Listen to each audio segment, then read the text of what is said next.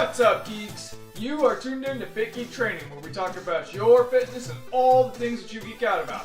Today we are talking about one of my favorite MCU movies, Captain America: The Winter Soldier. I can't wait to dive into this one. Stick around.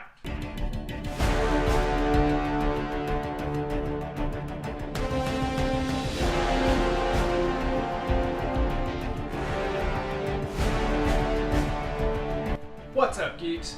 I'm John Sargent. This is Fit Geek Training. Today we are going to review Captain America: The Winter Soldier. I absolutely love this movie. I love pretty much every second of it, and I'm going to spend a long time talking to you about it. Before we dive into that, I want to hear your guys' thoughts. Leave me a comment. Let me know what you think about it. Do you love the Winter Soldier? Is he a great bad guy? Is he not a good bad guy? I want to hear your thoughts. Also, if you haven't already, go back and check out the other reviews that I've done. I've done all the MCU movies up to this point, and I'm going to keep on going until I get to Avengers Infinity War. And I'm doing workouts for each one of these videos, so if you want to check those out, those are available on the channel as well. We did a workout for every single one of the MCU movies. Alright, let's get into Winter Soldier. Chris Evans comes back as Captain America. I love Chris Evans as Captain America. I hope that he plays him forever and ever and ever. I know that's not going to happen, but I really hope that it does. The suits look great in this movie. I cannot gush over him enough. I'm like Coulson talking to him in the Quinjet. I just swoon like a little girl at a Bobby McShackleby concert. Scarlett Johansson makes her return as Black Widow. Klaus, hit the music.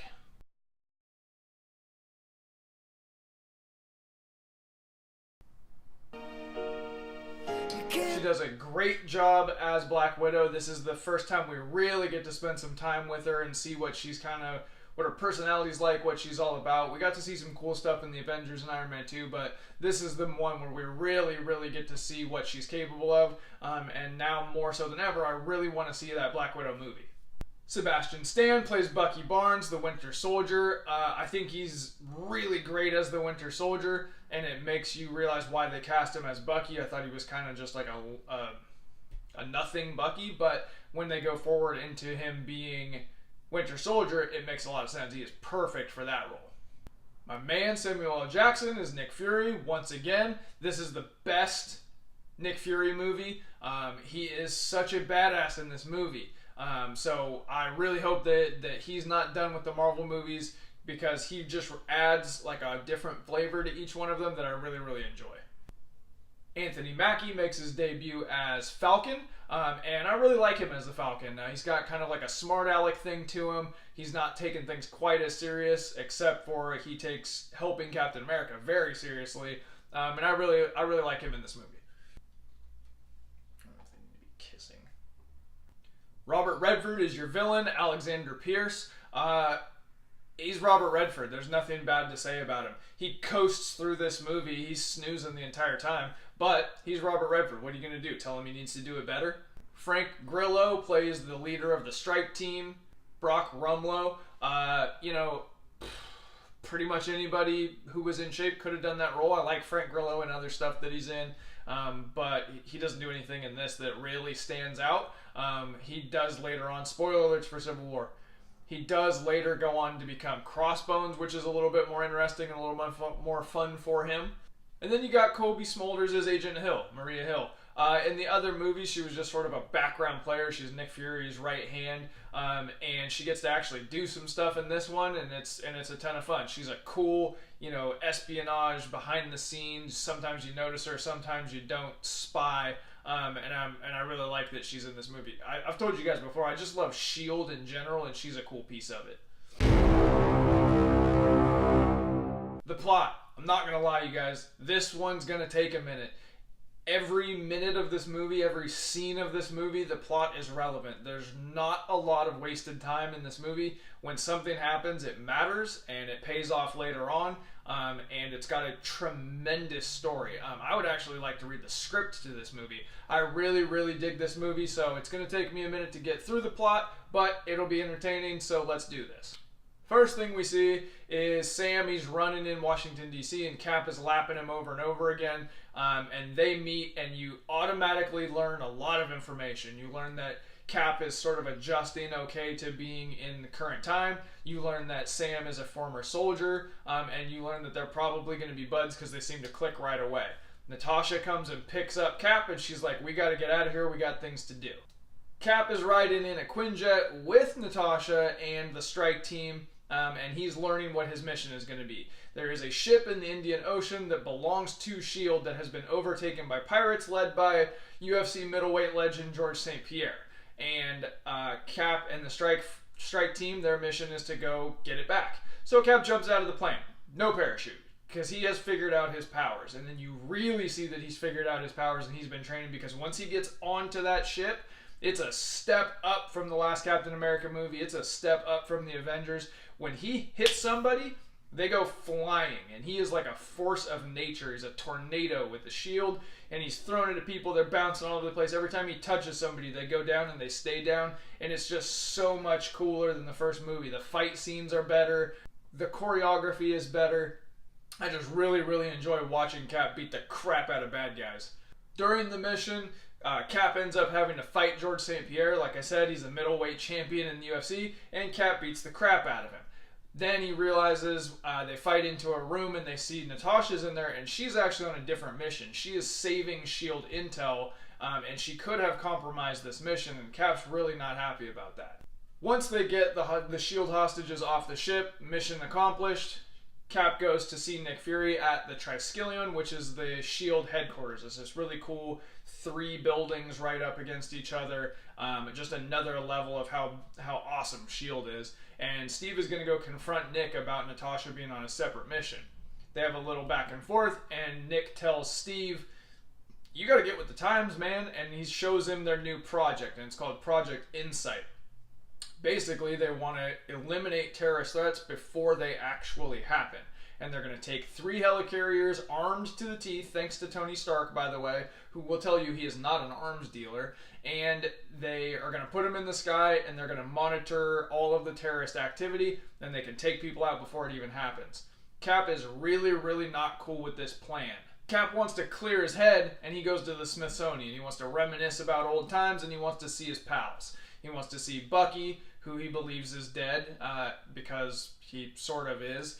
He wants to see Peggy when she was young, and so he goes to the Smithsonian, and he just sort of reminisces about that. When he leaves there, he goes and sees elderly Peggy, who is telling him how hard it was over this time, and then she's ill, she doesn't remember who he is, and there's a really sweet moment where he tells her that he had to come see her because he was waiting for that dance, which was the last thing that he says in the first movie.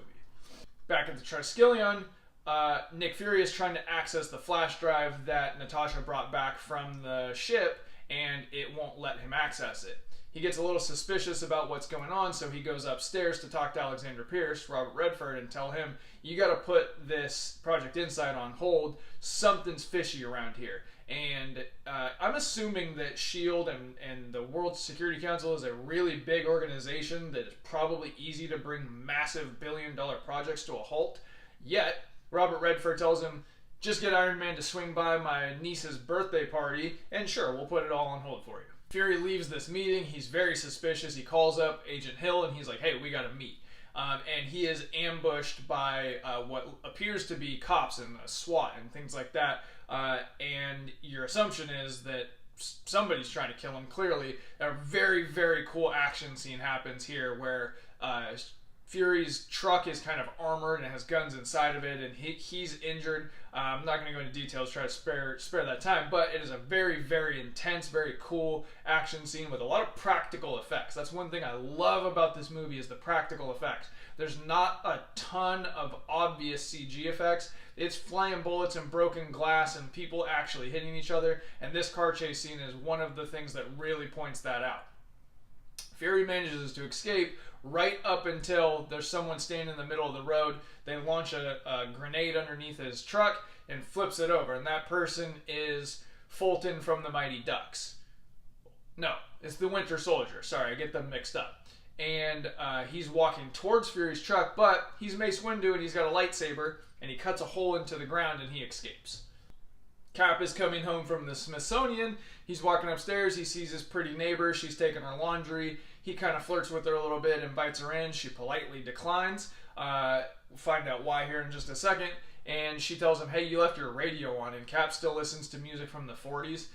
Even though Sam has suggested to him that he should listen to Marvin Gaye, he's still listening to like big band stuff. And so he sneaks in a window.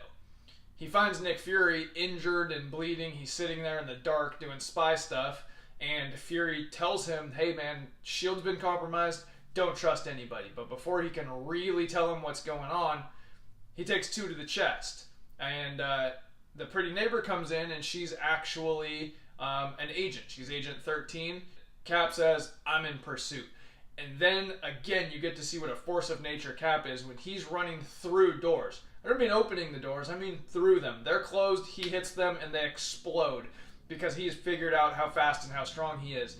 And he chases down the Winter Soldier, and he chucks his shield at him, but the Winter Soldier catches it because he has this super sweet metal arm, and he throws it right back at Cap, and it knocks him back. And when he looks up, Winter Soldier's gone. Nick Fury's laid up in the hospital. He's dying. Cap's sitting there watching. Natasha shows up. Maria Hill shows up, and Maria's giving the forensics of what happened to Fury, how he was shot. And Natasha clearly recognizes what she's hearing about the ballistics. And then she leaves the room because Fury goes flatline, and she can't stand to see that. Cap goes because he wants answers. He wants to know why she thought this was familiar. She wants to know why Fury was in his apartment. There's a little back and forth where neither one of them's going to tell because this is a straight up spy movie where everybody's holding on to information real tight. Rumlow comes to get Cap and tells him, hey, Pierce wants to talk to you about this. And he's like, yep, just a sec.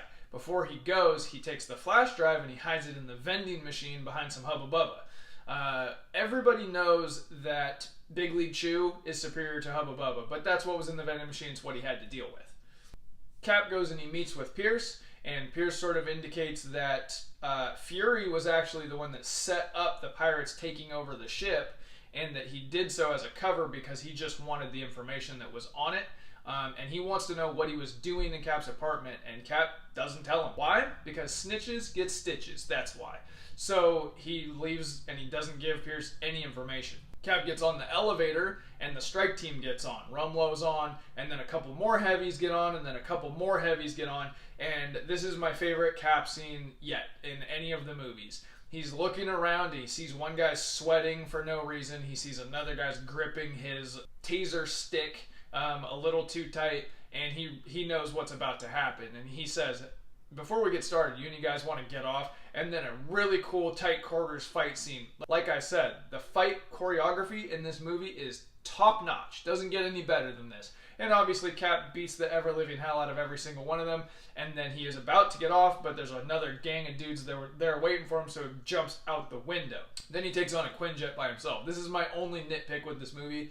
It's kind of goofy when he takes down the Quinjet alone. The CG doesn't look all that great, but it is, it is a comic book movie, so it's not completely far-fetched. It doesn't really seem to fit with everything else, though. Agent Sitwell, who you may have noticed in some of the other movies. He's a little bit of a background player for S.H.I.E.L.D. in Iron Man 2. He was there in Thor when Thor went to go try to get his hammer. He's a high-ranking S.H.I.E.L.D. official. Him and Pierce get on the comm and they tell everybody Captain America is a fugitive from S.H.I.E.L.D. because he withheld the information about Nick Fury's death. So now Steve is a completely wanted man. Steve goes back to the hospital to get his flash drive from behind the Hubba Bubba, and he finds Natasha, and she's blowing bubbles. She's got the flash drive. She tells him who the Winter Soldier is. She was on a mission a long time ago. She was trying to protect somebody, and she took a bullet through her torso that killed the guy she was trying to protect, and it had the same ballistics as what killed Fury. This guy's been around for 60 years, and he's killed like 200 people, and nobody knows who he is. So they decide they don't really trust each other, but they're going to team up and they're going to go figure this thing out together. Cap and Natasha take a quick trip to the Apple store, and they realize that the information on the flash drive came from an army base in New Jersey. So they go there, and they find that this is a little bit of outside of the reality of this movie that Zola has put his consciousness into a computer that has been controlling things from behind the scenes in S.H.I.E.L.D. since day one. So Hydra has infiltrated S.H.I.E.L.D. They've been there forever, and there's a lot of people within S.H.I.E.L.D. that are actually Hydra, and they've got a completely different mission. Also, Project Insight, not what they said it is, because Hydra's been running it. It's actually going to use an algorithm to find anybody who might be a threat and eliminate them all at once. A missile comes in to take them out, but Cap being Cap, he dives into a bunker, he puts the shield up, and he protects him and Natasha, and they survive that incident. We see Pierce in his home, he's saying goodnight to his housekeeper, and we see the Winter Soldier is just chilling in his armoire. I don't know what an armoire is. Maybe it's a dining room. He's in the dining room. And the housekeeper comes back, and she sees the Winter Soldier, and Pierce caps her because she saw it. Now we know for sure Pierce is bad. Steve and Natasha need a hiding place, so naturally they go to Sam's house, the guy that we spent 3 minutes with in the beginning of the movie. Sam's like, yo, let me help, I got wings. Our heroes go grab Agent Sitwell and they interrogate him on a rooftop. Natasha kicks him off and Falcon brings him back, and then he's ready to sing. And he tells them what's going on. He tells them about Project Insight, he tells them about Sitwell, he tells them about Hydra, the whole deal. And they're trying to take him back to the Triskelion to stop this plan. But Winter Soldier shows up and ruins everything. Pulls him out of the car straight into a moving truck. He's out of there. He's gone. And then a really awesome fight scene happens between Sam and Natasha and Cap versus Winter Soldier on this freeway. Bullets flying everywhere, glass, a lot of practical effects. I love this fight scene. In the end, Winter Soldier escapes and everyone else is captured. They're riding in a van. They've been taken into custody by Hydra Shield, and Agent Hill is undercover on this truck, and she zaps the other guard and busts them loose. She takes them to a secret facility where Nick Fury is still alive. Spy movie. Everything you've been told is a lie. And they devise a plan where they're going to go to the Triskelion, and they're going to stop this plan. They got to take little computer chip deals, and they gotta make the ships shoot each other down instead of killing millions and millions of potential threats. Cap and Falcon break in. They announce over the loudspeaker, Hydra has infiltrated S.H.I.E.L.D. You can't trust anybody. They're trying to launch these helicarriers. They're going to kill 1 million people. Don't let them do it. So Agent 13 tries to stop Rumlow from pressing the big red button, but she can't do it. He does press the big red button, and all 3 of the helicarriers go up. So now it's up to Cap and Falcon. Up in the top of the building, Pierce is up there. He's got the World Security Council with him, and he's showing him his big, great plan. But one of them turns out to be Black Widow in disguise. And she tells him, yo, I got backup. And a helicopter lands, and Nick Fury gets out, and he is a bad mother trucker. And he uses his dead eye and Pierce's eye, and they shut off the Project Insight with their retina scans. Meanwhile, Cap and Falcon have gotten a little chip into one of the ships. Winter Soldier shows up. He gums up the works, but Cap prevails. He gets all 3 of them. The ships are going down. But him and Bucky are fighting, and he doesn't want to have to kill Bucky. He knows that Bucky knows who he is, and he's just going to drop his shield, and he's going to let Bucky either kill him or come to his senses. Cap falls from the crashing ship and straight into the water, kind of a throwback to when it happened to him the first time. Only this time, Bucky does come to his senses and Bucky saves him, but he disappears. So Bucky's gone. Nick Fury is believed to be dead. S.H.I.E.L.D. is completely disbanded. Steve and Sam decide they're going to chase down Bucky. That's basically where you're left in this movie. Then you've got your mid-credit scene, and we meet a Hydra officer, and he has the Loki Pokey stick. We know because of the last movie that this is actually one of the Infinity Stones. So we know Hydra is alive and well, and they've got the Loki Pokey stick. They've also got, in captivity, Quicksilver and the Scarlet Witch. If you don't know who they are from the comics, you just know that they clearly have superpowers. He refers to them as miracles. This is because Marvel can't use the word mutant in their movies. You got your post-credit scene after the credits, and we've got Bucky back at the Smithsonian where Cap was earlier, and he's learning about Lieutenant Barnes. He's learning about his actual self. So that would lead you to believe that he's no longer evil. He's trying to get on the straight and narrow. He's scared straight.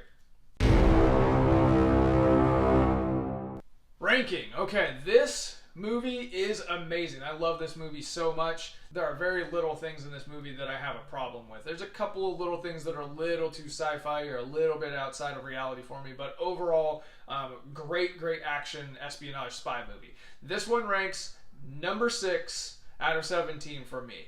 It's not that it doesn't hit the top 5 because it's not good. It's just that the top 5 are spectacular movies. Alright, the rundown. This is my big, bold thought, my thesis statement for each one of these films.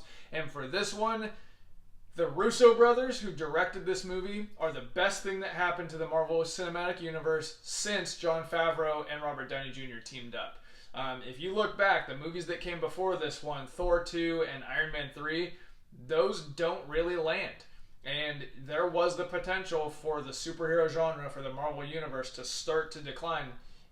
Enter the Russo brothers, Captain America Winter Soldier, and it's a genre movie. Instead of making a superhero movie, they made an espionage movie with superheroes in it, and it's perfect. And then they're going to go on and they're making the Infinity War. They really were a breath of fresh air into this whole thing, and I cannot wait to see what they do next.